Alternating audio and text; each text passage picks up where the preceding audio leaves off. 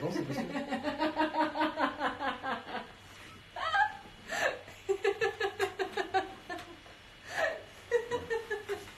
C'est pas grave. Ok. Salut. Bonjour. Alors, le truc... Ah, c'est bon, ils arrivent. Ouais. Hop là. Attends, parce que là, on ne voit pas. Tu peux me laisser juste l'ordinateur, c'est vrai que je suis une fois. Eh bien, mais on voit toi poitrine. Faites des vidéos avec Fanny, franchement. Hein. Je recommande. On voit ma poitrine là. Mais ne te penche pas, c'est tout. Désolée. Bon. Salut tout le monde. Arrivez tranquillement, nous on fait des bêtises en attendant, c'est chouette. En fait, on est en train de synchroniser YouTube et on est en train de synchroniser Instagram. Et en fait, ça fait 15 minutes qu'on est en train d'essayer de tout mettre en place et qu'on n'y arrive pas. Salut. Alors, je vous laisse arriver tranquillement. Salut Chloé. Il y a Chloé qui nous regarde. Ah, bon. Donc ce soir, on va parler du poids. On va parler du poids, de tout simplement comment perdre du poids, comment la médecine alternative, donc l'hypnose, l'EFT, ce genre de choses, peut vous aider justement à perdre du poids. Alors Robin, justement, lui, c'est un spécialiste, il s'est spécialisé là-dedans, donc dans la perte de poids notamment par rapport à l'arrêt du sucre. Ouais, sucre, chocolat et puis... Et autres gourmandises pour adultes, on va dire ça comme ça. Je suis sentie comme ça. Elle voulait que je fasse un truc sur la séduction. En fait, je voulais qu'il fasse un truc sur la séduction. Et donc, vous allez voir, on va partir sur le poids. Et puis dans quelques minutes, ça va terminer sur la séduction. Mais t'es à fond sur la séduction en ce moment, toi. Ça c'est perso. Enfin bref. Donc du coup, on va tout simplement parler de comment perdre du poids, comment justement ce genre de technique peut vous aider à perdre du poids, tout simplement parce que vous le savez maintenant, moi je communique un petit peu dessus, pas beaucoup, mais je suis contre les régimes. Je pars du principe que les régimes, ce n'est pas bon. Ce n'est pas bon ni pour le mental, ni pour le corps, ni pour vos croyances personnelles, parce que très souvent, quand on commence un régime, on se dit lundi, je commence le régime. Et qu'est-ce qui se passe? Lundi, on est motivé. Mardi, on est motivé. Mercredi, on ne l'est plus trop. Jeudi, on commence à regarder les frites du voisin. Vendredi, on se dit c'est vendredi, j'ai mérité, et on craque. Et pour le coup, ça ne fait que nourrir des croyances qui ne sont pas bonnes. Des croyances du style je ne suis pas bien, ou je ne mérite pas, ou je suis nulle. Combien de personnes se disent je suis nulle parce que tout simplement j'arrive pas à aller au bout des choses, et justement passer par des méthodes alternatives peut vous aider à reprendre confiance en vous, peut aussi vous aider par rapport à cette croyance, par rapport à ce comportement de je ne vais pas jusqu'au bout. Justement le fait d'arriver à arrêter de manger du sucre ou d'arrêter de grignoter, c'est une victoire, et c'est une victoire qui peut justement vous permettre de gagner en confiance et tout d'un coup vous dire ah, j'ai réussi à aller au bout de quelque chose. Et ça peut aussi déclencher tout un tas de processus positifs, tout un tas de processus qui va vous permettre de développer des choses par la suite. Donc déjà je vais te laisser te présenter. Et aussi, peut-être nous dire aussi comment tu es arrivé au sucre, parce que je sais que ton histoire est... toi, ça t'a causé des problèmes de santé. Ouais. Alors, je suis Robin Mermet, je suis praticien en hypnose à Paris 9e, on est justement dans mon cabinet là. Et je voudrais répondre parce que j'ai vu des commentaires qui disaient on dirait des frères et sœurs. Bon, jusque-là, ça va. J'ai eu le temps de me faire draguer aussi entre deux. On va finir sur la séduction. Ouais, sur la séduction. Non, ouais, donc j'ai eu un problème de thyroïde, je ne sais pas si on voit la cicatrice. J'ai dû me faire retirer la moitié de la thyroïde. J'ai fait une expérience pendant 3 mois où j'ai coupé tous les sucres industriels, essayé de tout ce qui était, c'est mieux dans le bon sens, de tous les sucres industriels, de tout ce qui était transformé, d'éviter les sucres rapides, la baguette et des choses comme ça. Ça m'a fait perdre du poids. Ça a été relativement facile dans le sens où, vous savez, quand vous avez un mini-cancer, quand on vous dit pour éviter de vous faire opérer, vous pouvez essayer de ne pas manger, de manger sain. Donc du coup, je me suis dit à ce moment-là, je vais tenter de changer mon alimentation pour voir si ça change. Alors ça m'a changé ma vie parce que je me sentais mieux. Mais c'est comme ça que je me suis dit, mais il y a beaucoup de monde qui ont des problèmes de perte de poids, parce que ça m'a fait perdre du poids, mine de rien. Vous arrêtez le sucre du jour au lendemain, même si vous n'avez pas des kilos à perdre, vous perdez du poids. Et donc grâce à l'hypnose, grâce à tout un tas d'outils, ça a été relativement facile. Ouais. Et je reviens exactement sur ce que tu disais sur l'histoire de régime. Je suis tout à fait d'accord avec toi. Les régimes, c'est le meilleur moyen de générer de la frustration. En fait, si vous faites les régimes, se priver de calories, c'est le meilleur moyen de grossir. Si vous voulez grossir, vous faites un régime. Parce que c'est toujours l'histoire de la boule de neige. Si je m'empêche de manger du chocolat, mais c'est des stratégies du luxe, ou le secret, je vous empêche d'accéder à quelque chose, ça ne marche que sur invitation. Du coup, la désirabilité augmente. Et comme la désirabilité augmente, eh bien, je ne pense qu'au sucre, ou je ne pense qu'à l'aliment qui m'est interdit. C'est le coup de ne pense pas une orange. Et en fait, j'étais obligée de penser une orange. C'est exactement pareil. C'est exactement donc, ça. J'ai pas envie de manger du chocolat et en fait, je vais être obstinée par le chocolat. Voilà. Ça va devenir vraiment j'ai besoin de ça. Alors qu'en temps normal, je suis pas forcément attirée par ça. Exactement. Mais le simple fait de me mettre une contre-indication, de me l'interdire, ça va créer un désir, ça va augmenter ce désir. C'est beaucoup ce qui se passe aussi on va revenir à la séduction, mais c'est beaucoup ce qui se passe aussi dans la séduction. Je te fuis, tu me suis.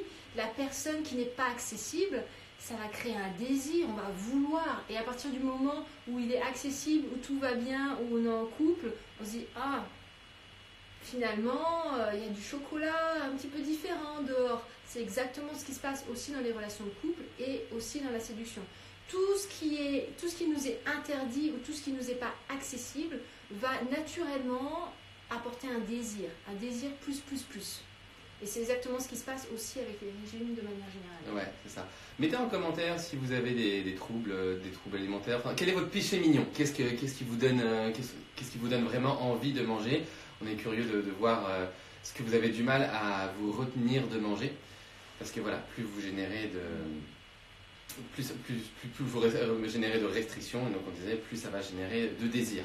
Et donc du coup, l'idée, c'est de succomber au désir avant même d'avoir le désir.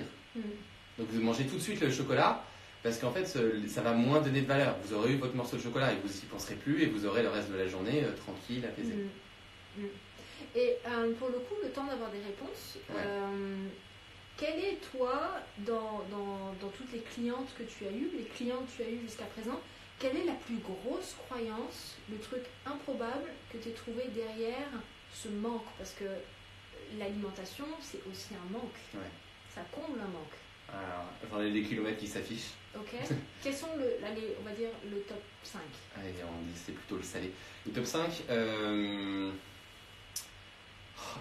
il y a des croyances comme si je mange pas ça tout de suite, non. Il faut pas que je mange parce que le chocolat ça fait grossir, ou il faut pas que je mange ceci, cela parce que ça fait grossir. En soi, c'est pas le chocolat qui fait grossir, c'est ce que vous avez mangé sur la semaine, sur les jours qui venaient, qui est en plus de ce que vous grillez comme calories par jour, qui va faire grossir. Le chocolat, vous y avez le droit. Mais le fait de ne pas manger de chocolat fait plus grossir que le fait de manger du chocolat. Je m'explique. Si vous interdisez pendant le premier jour 2 morceaux de chocolat, le deuxième jour 2 morceaux de chocolat, le troisième jour 2 morceaux de chocolat, quand on arrive à la semaine, en fait, dans la compulsion alimentaire, vous allez manger tout ce que vous êtes interdit de manger. Ok. Sauf le chocolat. Et donc voilà. Et le chocolat, au bout d'une semaine, au bout de 10 jours, au bout de 15 jours, elles font une crise. Ok. Et quand elles font une crise, en fait, les 2 morceaux de chocolat, au bout d'un moment, ça fait une tablette, et elles se retrouvent à avaler une tablette. Et là, ça fait un excédent de calories qui fait grossir. Ok. Donc c'est pour ça que je leur dis, mais mangez du chocolat maintenant, mangez du chocolat tout le temps, au lieu de vous interdire et tout d'un coup faire des excès en disant c'est pas bien, il faut que je me restreigne. Ok. Et ça vient de ma deuxième croyance. Tu m'as dit, la deuxième croyance, c'est je dois faire appel à de la volonté pour maigrir. Ok. Je dois me restreindre sur l'alimentation. En gros, ça doit être dur. Ouais. On vient un peu vers le no pain, no gain. Alors il y a un peu ça doit être dur. être dur pour mériter d'avoir un corps qui plaît. C'est ça. Okay. Je dois me faire du mal. Ouais. Je dois me faire du mal. Il y a des gens qui disent je mange parce que je ne me fais pas du bien. Voilà, la peur de ne jamais avoir assez. Il y a ça aussi. Ouais. la quantité qui est pas assez importante. Ouais, ok. Donc là, il y a 3 croyances. Est-ce que tu en as 2 autres comme ça à partager avec nous qui te viennent? Ouais, je vais essayer de t'en trouver d'autres. Et il y en a... Ce qui est... Vas-y. Non, vas-y, je me laisse le temps de réfléchir. Ce qui est intéressant, c'est que par rapport à ce qui se passe avec l'alimentation, on peut aussi faire un parallèle avec d'autres domaines de vie. Par exemple, la peur de ne pas avoir assez par rapport à l'alimentation, ça va aussi toucher la peur de ne pas avoir assez dans le lien de rapport amoureux. Ça va aussi être la peur de ne pas avoir assez dans les finances. Donc du coup, on va mettre des blocages parce que ce qui se passe dans un domaine se passe naturellement aussi dans les autres domaines. Et du coup, en fait, ça va mettre des blocages dans tout un tas de domaines dans notre vie où on va se restreindre et pour le coup, on va aussi se restreindre à l'abondance. Ce qu'il faut comprendre, c'est que vraiment tout est connecté. Donc à partir du moment où on a une alimentation qui est beaucoup plus saine et où on est en accord avec le fait que ça va, ça vient, que tout est ok, que juste mon corps, et là on en vient de l'alimentation consciente, que là mon corps il a envie de chocolat, peut-être que ma tête ne comprend pas forcément pourquoi, mais il y a un besoin inconscient, il y a quelque chose qui a besoin d'être nourri. Et si je me prive, alors il va y avoir une frustration, donc du coup je vais aller dans de la boulimie. Alors que, ok, j'ai besoin de ça, je le prends et c'est réglé. Et demain, mon corps aura besoin de salade et je lui donnerai de la salade. Et plus on est dans ce flow, plus on est aussi dans ce flow dans les autres domaines de sa vie, que ce soit dans la communication, que ce soit dans les rapports amicaux, amoureux, l'argent ou l'affectif. C'est exactement pareil. Ouais, il y a une question qui se pose, et j'allais répondre justement dans ce sens-là. Tu fais des liens entre les blessures et les troubles des comportements alimentaires? Oui, bien sûr. Et en plus, alors ce qui se passe, c'est que le fait de prendre du poids et d'être en surpoids, c'est souvent lié à un syndrome, à une blessure de l'abandon, si on doit faire un lien avec les blessures. Il y a l'humiliation aussi. Il y a l'humiliation aussi. Il y a le fait de s'interdire, mais on pourra en reparler plus longuement. Pour revenir à ta question sur les croyances, il y a une croyance aussi qui est donc je dois tout contrôler, je dois tout maîtriser, et ça a un ensemble de conséquences. La plus grosse des croyances, c'est je dois me peser tous les jours, ou je dois me peser plusieurs fois par jour pour connaître mon poids. Ouais. Si je connais mon chiffre sur la balance, alors à ce moment-là, je vais maigrir. Ouais. Ce qui est faux. C'est totalement faux. Et ce qui génère une frustration et un stress. Ouais. Je vais juste prendre mon cas personnel. Moi, je ne me suis pas pesée depuis plus de 10 ans. Ouais. Alors, je sais que mon corps change. Je sais qu'il y a eu un moment où j'étais très fine parce que c'était un moment où j'étais très stressée. Et dès que je recommence à me réaligner, mon corps prend naturellement un petit peu de poids.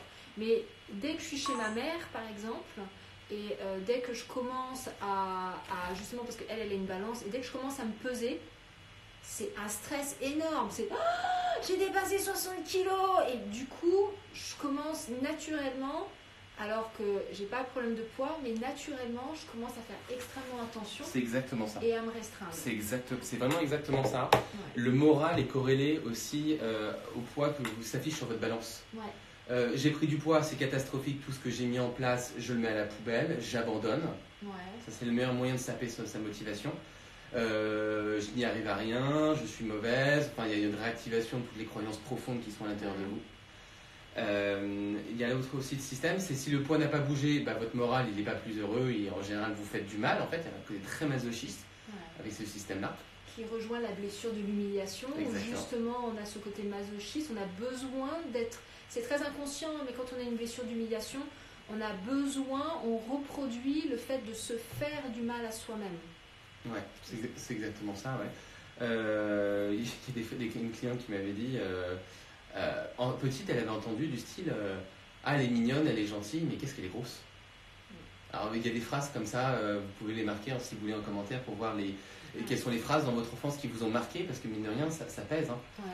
Ça pèse sur ces choses-là.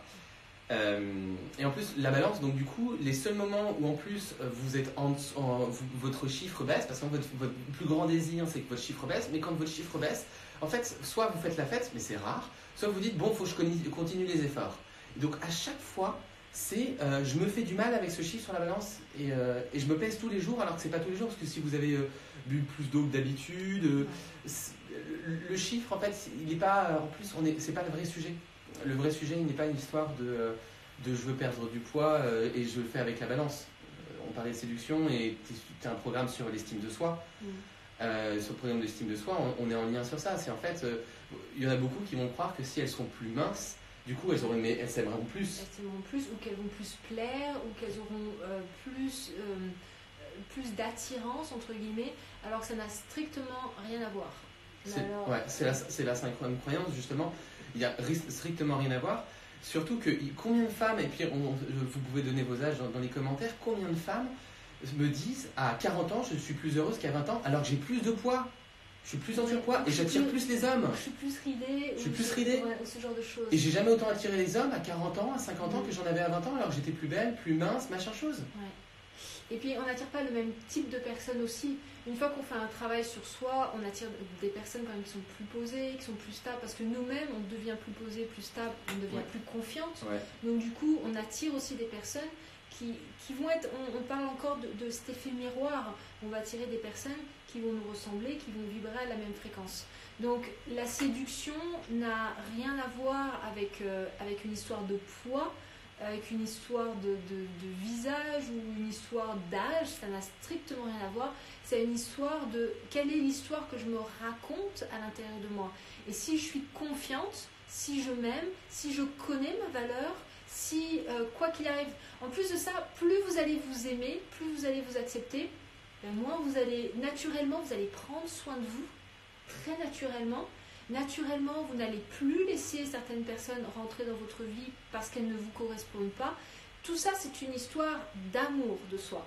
Et du coup, vous allez sortir de ce côté un peu masochiste qu'on parlait, dû à cette blessure d'humiliation et dû à cette blessure d'abandon. Et pour le coup, vous allez pouvoir réellement, au lieu de vous faire mal et au lieu de laisser les autres vous faire mal, parce que ça peut être vous qui vous se faire mal, c'est pas forcément se prendre une ceinture et se frapper. Se faire mal, ça peut être trop manger, ça peut être arrêter de se faire plaisir, ça peut être arrêter de ne pas manger pendant une semaine. Combien de personnes je vois ne pas manger, se restreindre pendant une semaine, n'avoir plus aucun plaisir par rapport à l'alimentation, sous prétexte qu'il y a des règles externes. C'est-à-dire que va y avoir un gourou, ou va y avoir un livre, ou va y avoir je ne sais pas qui va me dire comment moi je dois manger. Donc du coup, je ne vais plus m'écouter, je ne vais plus être en référence interne, et je vais donner raison à quelqu'un qui n'a pas le même système que moi. Donc plus vous allez vous aimer, plus vous allez être en connexion avec ce truc-là, et plus ça va être naturel. Et plus vous allez perdre de poids en fait. Et plus vous allez perdre de poids. Ça sera plus un focus. Non mais le pire, c'est que plus vous allez perdre de poids, et plus vous allez plaire. Ouais, oui. Naturellement. Et vous n'allez pas plaire parce que vous avez perdu du poids, c'est juste un ensemble du système, comme une fleur qui s'ouvre. Ouais. Tout simplement. Ouais, oui, ça m'a fait écho, je voulais te rajouter une phrase là-dessus. Pour que l'autre ne te fuit pas, prends soin de toi. J'avais trouvé cette phrase intéressante. Ouais. Parce que... désolé pour le blocage. Désolé. Donc suis-moi, je te fuis, fuis-moi, je te suis. Puis ça va vous obséder. T'as mentionné plein de choses, je les ai perdues au fil de l'eau. Mais oui, je suis d'accord avec toi. Le fait de s'aimer, le fait de faire le ménage, on peut avoir des métaphores comme ça. Souvent, le surpoids aussi, ça peut être ça explique le désordre que nous avons intérieur émotionnellement sur les blessures. Ouais. Quand on travaille sur soi, comme tu proposes, justement, ça se met en paix, tout s'aligne à l'intérieur. On n'a plus cette maison en bordel à l'intérieur de nous. Et du coup, ça se ressent dans l'alimentation. Comme je m'aime plus, j'évite de me faire, tu parlais de tout à l'heure, de comportement masochiste. Il y a des phrases aussi qui sont masochistes. Je suis nul, je n'y arrive pas. Parce que le gros problème, c'est pas une histoire de volonté pour les gens qui perdent du poids. Parce que tous ceux qui viennent me voir, ils ont une volonté de faire, même trop de volonté, c'est ce qui fait qu'ils prennent du poids. C'est au contraire, ils n'ont pas de lâcher prise. C'est le lâche prise sur la nourriture quand tu vas au restaurant. Soit cool. Donc il y a des gens carrément qui fuient le restaurant, qui fuient les copines, ça génère des angoisses. Parce que je suis nulle, je vais être grosse, les gens vont me critiquer, les gens vont se dire vont me regarder mal, etc. Ouais. j'ai eu une cliente une fois qui justement ne dormait pas la nuit. Elle se demandait pourquoi elle ne dormait pas la nuit et au bout d'un moment elle s'est rendue compte que c'est parce qu'elle ne mangeait pas. Oh, mais j'ai faim. En fait un jour elle a mangé, tu te dis mais en fait c'est parce que j'avais faim. Et en fait quand on allait voir dans ces schémas, l'alimentation était quelque chose comme une perte de temps, comme quelque chose qui faisait grossir, qui prenait de l'espace. Et il y a besoin de se réconcilier avec la nourriture. Il y a besoin de changer le regard sur la nourriture. Le problème, ce n'est pas la nourriture, le problème, c'est qu'on ne s'écoute pas. Le problème, c'est qu'on a laissé d'autres personnes, j'en reviens tout à l'heure, prendre vraiment des décisions pour nous. Et du coup, en fait, c'est complètement ça. On se fait mal. Tu veux une croyance, c'était totalement ça. C'est-à-dire, soit je place ma confiance dans un régime, dans un conseiller en nutrition, dans le dernier magazine Elle, ou dans ma tête. Alors qu'en fait, l'alimentation, le plaisir, il se fait dans le ventre. C'est le ventre qui décide ce que vous mangez. C'est le ventre qui décide la quantité que vous mangez, quand est-ce que vous n'avez plus faim. Et beaucoup de personnes ont ce problème-là quand je leur dis « Mais est-ce que vous sentez la satiété ?» Elles me disent oui de temps en temps, 2-3 fois par semaine. Pour une personne mince, c'est absurde. Elle, c'est tous les repas. T'as ça tous les repas. J'ai ça tous les repas. C'est pas je dois manger telle portion pour quelqu'un de mon âge, de ma taille, machin chose, ou ce que les autres mangent pour comparer si je suis en train de manger quelque chose de raisonnable. Non, c'est votre ventre qui vous dit non, plus ou moins. Et en général, quand on se fait vraiment plaisir sur ce qu'on mange, en fait, au début, vous avez peut-être une augmentation, parce que c'est ce que je propose aux gens. Je leur dis, mais franchement, pendant 1 mois et demi, vous faites l'expérience. Vous ne mangez uniquement que ce que vous voulez et ce que vous ressentez. Là, il y a tout le monde qui va crier derrière la caméra. Ça fait rire, mais il y a tout le monde qui va crier derrière la caméra qui me dit, mais t'es complètement malade. Moi, je m'attendais à ce que tu me dises de me restreindre, de diminuer la quantité. Non. Et en fait, je leur demande d'augmenter, de se faire plaisir. Et en fait, quand vous faites ça, je vous promets, ceux qui ont essayé, ceux qui n'ont pas mieux défini, mais vraiment qui ont tenté l'expérience pendant 1 mois et demi, au bout d'1 mois et demi, quand je leur dis mais comment ça se passe au niveau de la nourriture, ils disent je m'en fous, je mange ce que je veux, et en fait le poids parfois il prend un petit peu, mais après il revient à l'équilibre, il revient au point de départ, voire parfois il baisse. Parce que ce n'est pas une histoire véritablement de ce qu'on mange, mais c'est une histoire de croyance et de blessures que l'on a travaillé. Quand j'ai des clients qui viennent, ils me disent je mange comme avant, je perds du poids, Robin, je ne comprends pas. Quel est l'impact de ces séances sur la perte de poids? C'est émotionnel. Tout simplement. Mon corps n'a pas besoin, voilà, ça me revient. Mon corps n'a pas besoin de me protéger par rapport à l'environnement. Le surpoids, vous pouvez marquer en commentaire pour vous ce que c'est. Voilà, exactement. C'est quoi pour vous la métaphore du surpoids? À quoi ça correspond? Augmentation du métabolisme. Ouais, il y a des augmentations de métabolisme selon. Le corps peut ralentir si jamais il estime qu'il veut vous maintenir en surpoids, il va ralentir votre corps, il va vous générer de la fatigue, il va ralentir le métabolisme pour vous griller moins de calories dans la journée. Votre corps est extraordinaire, donc une sacrée machine, faisons-lui confiance. Donc mettez la métaphore pour vous, ce que c'est, à quoi ça vous fait penser pour vous le gras? Il y a des gens qui me disent c'est un peu comme une surcouche de protection, comme un bouclier, comme une enveloppe qui me permet de mettre à distance les gens. Et c'est ce que tu disais sur la notion de mettre à distance les gens. Si vous dégagez les gens, je vous jure, juste en pensant à cet exercice de cercle, je ne sais pas si tu leur as déjà proposé, j'ai mon cercle à moi, j'ai le cercle autour de moi, donc c'est mes proches. Faites-le et fermez les yeux. Je suis déjà en train de vous hypnotiser, je suis désolé, un peu mauvais réflexe. Mais vraiment, fermez vos yeux. Et laissez venir les premiers visages, les premières personnes qui vous viennent à l'esprit lorsque vous êtes dans ce cercle numéro 1. Qui sont ces gens qui sont proches autour de vous en fait? Je vais le faire aussi. Vas-y, fais-le, profite-le. Laissez venir les gens qui apparaissent autour de vous, qui sont proches. Est-ce que c'est des gens de la famille? Est-ce que c'est des gens qui sont plus positifs? Est-ce que ce sont des gens qui vous veulent du bien? Est-ce que ce sont des gens agréables et bien? Prêtez le temps pour ressentir comment vous vous sentez autour de ces gens-là. Combien certains vous rechargent. Et puis parfois, il arrive que certaines personnes vous pompent de l'énergie. Vous leur donnez énormément, trop, mais ils ne vous donnent pas en retour. Ça peut arriver. Si ce n'est pas le cas, c'est tant mieux. Profitez des gens qui sont positifs autour de vous. Mais si vous avez des gens qui sont autour de vous proches et qui ne méritent pas d'avoir la place, eh bien vous allez les exclure, vous allez les reculer au moins d'un cran ou de 2 crans, vous pouvez mettre autant de crans que vous voulez. Mais prêtez attention justement à qui est dans ce cercle, parce qu'ils vous fournissent de l'énergie, ça fait déjà de l'effet chez Fanny, ça vous fournit de l'énergie si c'est positif, et vous leur donnez de l'énergie, c'est un échange d'aller-retour, hein, je crois que Fanny a déjà parlé de ça, d'échange d'aller-retour qui est positif, qui nous fait augmenter en énergie, qui est constructif.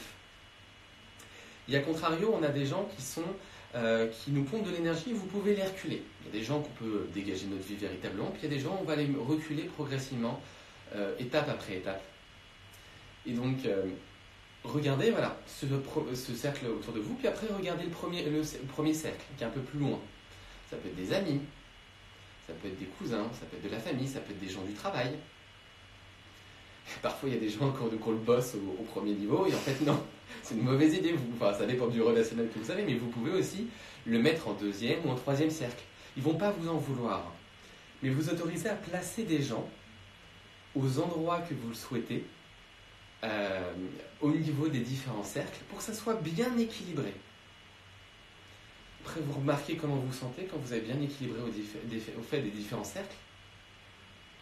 Et vous nous enverrez un petit SMS dans les quelques jours, parce que vous allez vous apercevoir qu'en fait, il y a des gens qui vous collaient, ou des gens qui étaient pénibles, vous avez un mauvais relationnel avec des gens en disant mais je veux qu'elle m'aime, ou je veux qu'elle soit proche. Et en fait, vous vous en foutrez plus, vous prenez plus de distance. Éloigner les gens dans ces cercles, ça permet de prendre plus de distance. Et ça, je trouve ça une jolie métaphore.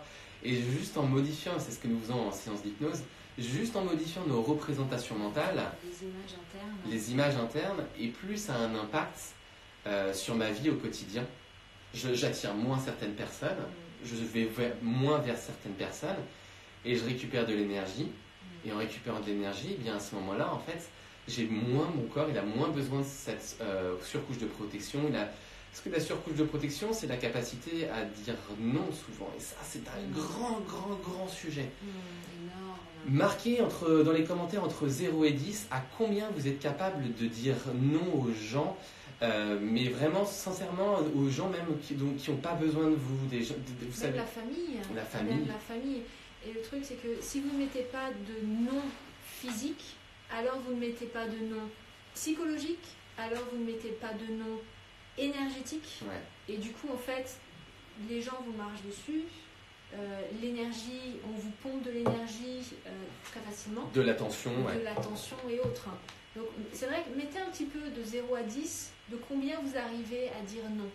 10 étant le maximum, je sais totalement dire non, c'est sûr, je m'affirme, voilà. Et 0, j'y arrive pas du tout. Et très souvent, il y a une corrélation entre je ne suis pas capable de dire non et du surpoids. Si vous dites tout le temps oui à l'extérieur, alors à ce moment-là, vous dites non à vous. Du coup, l'alimentation, vous avez plus l'énergie, plus la force pour dire voilà, on a des notes 3, 5 sur 10. Voilà. Et vous allez remarquer comment en travaillant sur votre estime de soi, sur votre capacité à dire non, et plus en fait votre poids va réduire parce que vous direz non aux personnes, vous arrêtez de faire plaisir aux gens, vous dire mais ils vont plus m'aimer, ils vont me donner plus en retour. Et plus votre note, vérifiez au fur et à mesure que vous perdez du poids, à combien est votre note du non, ou inversement, combien est votre note du non et quel impact ça a sur votre perte de poids. Ça, c'est un des grands leviers sur lesquels on travaille en première séance. Mais c'est un grand choc quand les personnes se disent mais c'est vrai, je ne sais pas dire non. Ah, putain, je comprends. Tout ce qui ne s'exprime pas s'imprime dans le corps. La grande phrase générale. Donc, voilà. Tout ce que je n'arrive pas à sortir crée une espèce de boule interne et du coup, le corps fait comme il peut pour protéger le système. C'est un peu l'image que j'ai. Ouais, ce corps est formidable. Il est magnifique. Peut-être que vous le détestez, machin chose, mais exactement, s'il fait pour une raison, c'est qu'il a une raison inconsciente de le faire. Ouais. Alors, Bulle de Françoise, le poids physique. Est-ce que tu peux développer, s'il te plaît, ta question ? Le poids physique. Oui, on parle de surpoids. Hein. Je ne sais pas si c'est le sens de la question, mais si c'est le surpoids sur la balance. Hein. Après, ça peut être une charge mentale. Vous aurez moins de charge mentale en étant capable de mettre à distance. Nous, on est tellement stimulés. De toute façon, tout est lié. J'arrive pas à dire non. J'arrive pas à mettre une limite. psychologique, spirituel, émotionnel et vraiment dans la vie réelle. Donc du coup, il va se passer plein de symptômes pour pouvoir me protéger. Donc ça peut être soit le poids, soit avoir des problèmes de peau, parce que les problèmes de peau arrivent aussi à cause de ça. Et puis comme je n'arrive pas à dire non, j'ai peur du jugement, j'ai peur qu'on ne m'aime pas, donc ça développe d'autres symptômes qui sont je n'arrive pas à prendre ma place, je n'arrive pas à m'imposer, je n'arrive pas à passer à l'action, je n'arrive pas à créer ce que je veux créer. Donc je ne sais pas si vous visualisez cette espèce de sphère qui s'auto-nourrit. Ouais. Avec le masochisme, plus je donne, et je ne comprends pas pourquoi il ne me donne pas un mari, un machin. Attends, je fais tout pour cette copine, je fais tout pour ce copain. Ouais. Il y avait Annalise qui disait j'adore complètement la métaphore. Merci Annalise, ouais, ça me parle beaucoup. Il y a l'autre métaphore qui est les conflits internes, en fait, du coup, nous fait grossir. Aussi. Plus ça se bat à l'intérieur, en fait, et plus ça prend de l'espace. Quand les gens arrêteront de se battre à l'intérieur de vous, les différentes parties inconscientes, plus c'est bon. On a répondu à la question de Françoise, donc c'est tant mieux. Ok. Alors, j'aimerais juste revenir comment, parce que toi, tu es quand même spécialisé là-dedans, Ouais. comment justement l'hypnose, l'EFT, toi tu fais l'hypnose, l'EFT notamment, comment justement ces techniques-là peuvent aider par rapport à une autre technique, ou par rapport à je sais pas, la psychothérapie ou ce genre de choses. Comment ces techniques qui sont liées à l'inconscient, pour le coup, on va directement travailler avec ce génie interne, ce que j'appelle le génie interne, comment ce génie peut nous aider, ce génie qu'on ne voit pas, qu'on n'arrive pas vraiment, parce que nous on a fait de l'hypnose, donc on le comprend, on le côtoie tous les jours, j'ai envie de te dire, mais les gens qui n'ont jamais fait d'hypnose, qui ne comprennent pas cette logique de l'inconscient, comment ce génie qu'on ne voit pas, qu'on ne touche pas, qu'on ne comprend pas, comment il peut aider une femme ou un homme à tout simplement perdre du poids. Oui, il va falloir plusieurs minutes pour la réponse. On apprend à petit ou petite à manger ou à mal manger. Et donc face à l'alimentation, c'est plus nous qui avons 30 ans, 40 ans, 50 ans qui sommes en train de manger, c'est la petite qui a 4 ans ou 5 ans ou 7 ans qui a appris qu'il fallait qu'elle mange pour se remplir, parce que c'est souvent une sensation de vide, pour compenser, pour éteindre une émotion. Ah bah quand je mange, si j'ai de la colère mais je mange, bah du coup ça apaise et ça permet d'étouffer l'émotion. Donc en hypnose, on va aller voir la petite version de vous et on va lui expliquer, vous allez m'aider à expliquer, à lui dire mais ma petite chérie, on n'a pas besoin de manger vis-à-vis de cette émotion-là, on n'a pas besoin de se protéger de cet environnement-là. Et quand la petite fille à l'intérieur de nous, ou le petit garçon se calme, ça fait un soulagement, vous soufflez, vous détendez, et votre rapport à l'alimentation, c'est plus un rapport à l'alimentation d'un enfant de 5 ans, de 8 ans, de 13 ans, c'est un adulte de 30 ans. C'est ce qui se passe dans l'état d'hypnose. On est sur un travail aussi qui est émotionnel, donc là c'était sur les croyances, je vous disais la petite fille c'est les croyances, c'est le premier volet. Le deuxième volet, on travaille sur les émotions. Si vous faites une psychothérapie ou une psychanalyse, c'est vachement bien pour apprendre à se connaître, pour comprendre. Il y a une femme qui m'appelle et qui me dit mais moi je suis déjà suivi par un psychiatre en psychothérapie, en quoi votre hypnose peut m'aider pour perdre du poids. Et je lui expliquais qu'on travaillait sur deux choses qui étaient complémentaires et différentes à la fois. Sur la psychologie et la psychanalyse, vous travaillez sur la logique, sur la compréhension de votre passé, de votre histoire, alors que dans l'hypnose, on travaille sur les émotions, sur les ressentis. Et schéma émotionnel. Et vous remarquez comment les émotions vous font manger. La tristesse, la culpabilité, la solitude, le vide. Et donc en fait, en hypnose, on fait en sorte d'apaiser tout ça. On ne les fait pas disparaître, on fait d'apaiser tout ça. Ce qui fait que derrière, quand c'est apaisé, vous n'avez plus cette émotion qui sort à chaque fois à la fin de la journée et qui vous amène à manger alors que vous n'avez pas faim. On ne mange plus ses émotions. Voilà, manger ses émotions, on n'a plus ces kilos émotionnels. Voilà principalement comment l'hypnose aide. Grâce aussi à l'hypnose, on peut changer l'interprétation des choses. C'est-à-dire que comme on va changer les images internes, c'est simple. Si j'associe par exemple le chocolat égale grossir, on va pouvoir transformer le chocolat égale plaisir. Parce que c'est un plaisir. On y a le droit. Les personnes minces en mangent. Bien sûr, récompense. Si par exemple il y a un manque, on va pouvoir aller voir ce manque et transformer l'image interne qui est en lien avec ce manque. Donc du coup, on va pouvoir associer manque égale, par exemple, calme, ou manque égale... Donc, c'est tout simplement des techniques qui permettent de transformer tout un monde intérieur pour obtenir quelque chose de plus doux, pour le coup, une acceptation, quelque chose de beaucoup plus doux. Et quand on change une émotion, automatiquement, on va pouvoir changer aussi un comportement derrière. Émotion égale comportement. La plupart des gens pensent qu'ils font des choix très rationnels. Aucun de vos choix sont rationnels. Excusez-moi de juste vous dire ça, mais vous n'avez aucun choix rationnel. Tous les choix que vous faites, vous avez l'impression que c'est réfléchi. On rationalise, hein, c'est un mécanisme du cerveau qui nous donne un mécanisme de logique pour qu'on soit un animal logique, mais nous ne le sommes pas. Mais nous ne le sommes pas. C'est-à-dire qu'il va y avoir l'émotion qui va très rapidement vous mettre un comportement et le côté rationnel qui va très rapidement trouver une excuse. Ah, ok, c'est clair, c'est ça. Donc, en fait, on n'est pas logique du tout.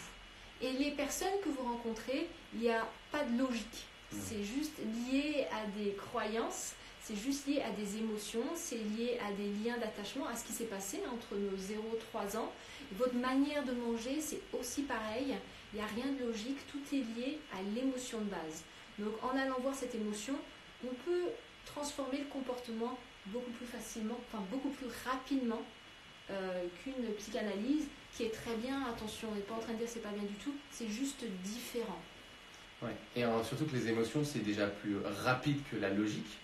C'est en genre 300 millisecondes, alors votre cerveau logique il met 3 secondes. Donc quand vous dites j'ai pas envie de manger de chocolat, ça fait déjà 2 secondes et 7 centièmes que votre cerveau et votre ventre, enfin une partie de vous a dit je vais manger de chocolat.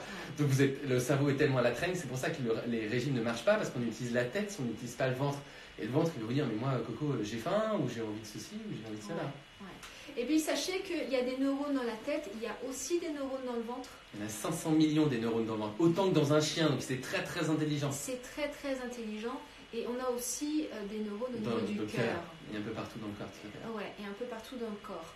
Donc c'est important de lâcher la tête. Donc, très souvent dans le club manque, je vous dis des fois, arrêtez de réfléchir. Trop penser, trop réfléchir vous analyse. Ça vous empêche de vous connecter, ça vous empêche de réellement sentir les choses dans le corps. Pensez à, c'est Kali, c'est cette image de Kali, hein, qui est un personnage de la mythologie indienne. Kali, qu'est-ce qu'elle fait? Elle coupe les têtes. Pourquoi elle coupe les têtes? Pour vous permettre de revenir dans le corps. Apprenez, et c'est pour ça que je vous emmène beaucoup vers les méditations aussi, je vous emmène beaucoup vers l'auto-hypnose, vers la sophrologie, vers ce genre de choses, vers la danse, vers tout ce qui est lié au corps. Quand je vous dis de vous auto-masser dans le programme d'estime de soi, il y a tout un exercice où je vous dis auto-massez-vous. Parce que le simple fait de s'auto-masser, je sens mon corps, je découvre mon corps. Je peux me rendre compte que tiens, là, c'est pas exactement pareil que si je touche ici. Tiens, il y a un côté qui est un petit peu plus dur, c'est étonnant. Tiens, c'est le côté gauche. Non, c'est plutôt c'est le côté gauche. Tiens, qu'est-ce que ça veut dire? Et du coup, ça me permet de revenir vers le corps. Moi, quand j'ai fait ma formation de massothérapeute, qui est une formation de massage, on se massait tous entre nous et je me suis sentie revenir dans le corps. Mais c'est vrai. Je rigole parce qu'il y en a un il y a Chloé qui dit touchez-vous. Merci. Non, mais c'est une blague de Chloé, mais on a compris la sexualisation. Merci Chloé.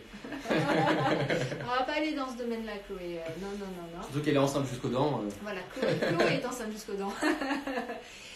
Donc, voilà, prenez vraiment le temps de revenir au corps et de ressentir votre corps, parce qu'il y a des neurones et qu'il y a des messages à vous transmettre. Et que plus vous pourrez aller dans le corps, plus vous pourrez aussi sentir, tiens, là j'ai envie de manger ça, j'ai pas envie de manger ça, j'ai envie d'aller plutôt vers là. Et là, au fur et à mesure, vous allez découvrir ce qui est bon pour vous. Ouais, exactement, se reconnecter au corps, mais fondamental, hein, c'est un des exercices que nous avons en hypnose, etc.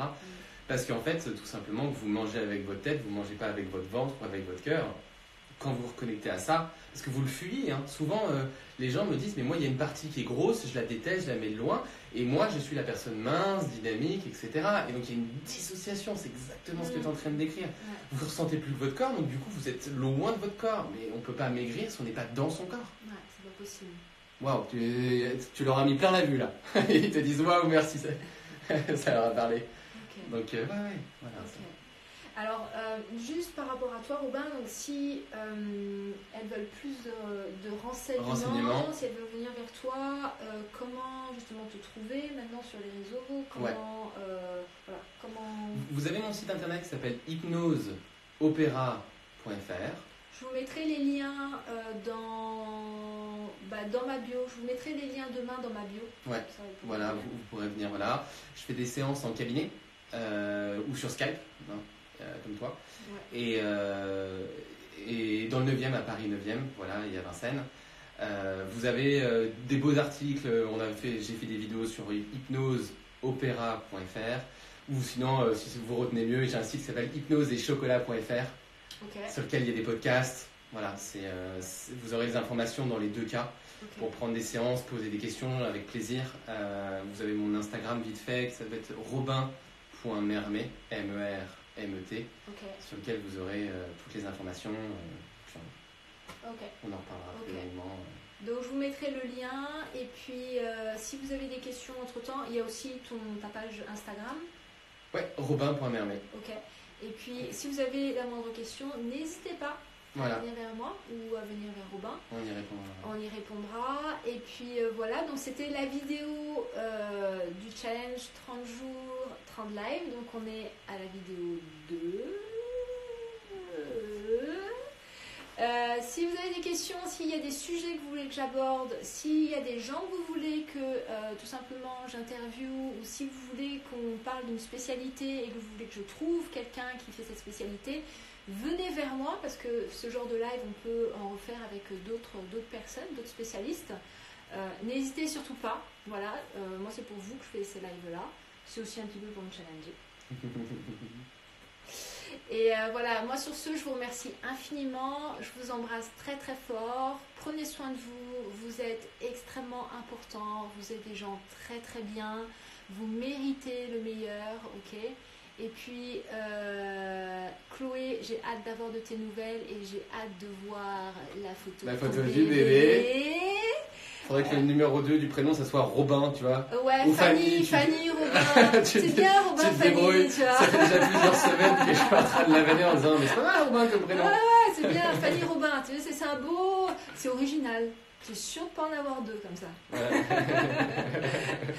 Et puis, je vous embrasse très très fort, les amis. Et puis, à demain.